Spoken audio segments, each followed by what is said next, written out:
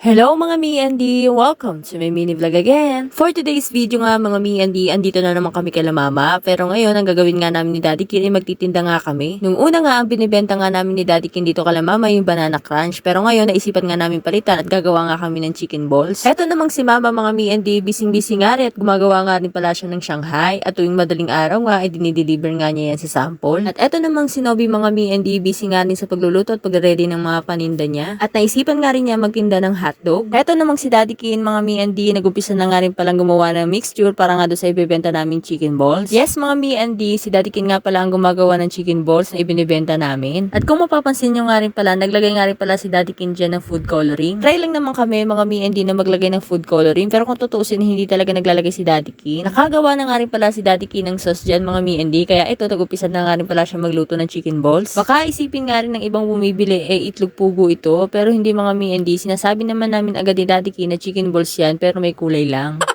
Ma-share ko nga lang pala sa inyo to mga me and D. Alam niyo ba na minsan nagtrabaho si Daddy Kin sa planta? Magawa sila ng mga siomai, hotdog, at kung ano-ano pa. Ultimo nga yung mga sikat ng mga fast food. Hindi ko na nga rin babanggitin kung ano yung mga yon. Basta yung mga nagiging trabaho nga ni Daddy Kin ay tungkol lahat sa pagkain. Kaya siguro marunong si Daddy Kin gumawa ng mga mixture o yung ginagawa nga niya ngayon na chicken balls. Hindi lang dahil sa hilig niya yung pagluluto mga me and D, siguro dala na nga rin ng mga experience dahil nga sa trabaho niya. At kapag gumagawa nga pala si Daddy Kin mga me and D, lahat yan may mga sukat. Hindi lang siya basta-basta nagtitimpla o gumagawa lang ng mixture. At talagang nilalagyan namin yan ng manok. Syempre, hindi naman magiging chicken balls yan kung walang manok. Char.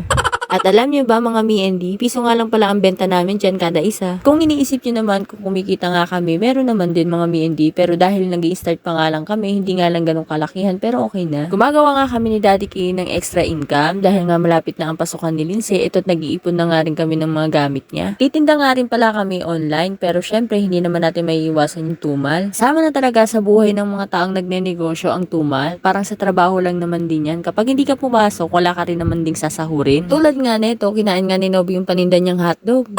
Nailabas ko na nga rin pala dyan yung chicken balls mga me and D, kaya ayan yung mga bata ay unti-unti na nga rin bumibili. Nakakatuwa nga lang mga me and D dahil nagugustuhan nga rin nila yung mga binibenta namin dito. Yung tipong ang dami pa nga naiisip na pwedeng ibenta kaso nga lang napapaisip ka nga lang sa pampuhunan. O alam ko maraming makaka-relate dyan, lalo na nga sa mga gustong magnegosyo pero kulang nga ang pampuhunan. Siyempre hindi naman tayo pare-pares ng estado sa buhay. Matapos na nga kami sa lahat ng gawain namin mga me and D, ako naman ang pumalit at nagbantay dito. Ginamit ko nga rin tong sombrero ni Lindsay mga me and D dahil mainit talaga dito. Ayan nga, at mapapansin nyo nga rin naglalagay na nga rin si Daddy Kin ng bimpo sa ulo. Andyan lang naman din si Daddy Kin sa likod mga me and D para kung sakaling maubos nga yung paninda agad ay makakaluto nga siya agad-agad. Mas mapapabilis nga ang gawain kung magtutulungan parehas. Pero nung mga bandang hapon nga ay umalis nga si Daddy Kin at nagpaalam nga sa akin na magpa-practice nga raw sila ng mga kabanda niya. Dahil nga may event silang pupuntahan at tutugtog nga sila doon. At sinabi ko nga rin pala kay Daddy Kin dyan na kung pwede mag-video nga rin siya dahil isasama ko nga sa vlog ko. Tapos dito nga pala sila nag-practice sa may studio ng kabanda niya. O siya, hanggang dito na nga lang mga me and D. Salamat sa panonood. Bye-bye!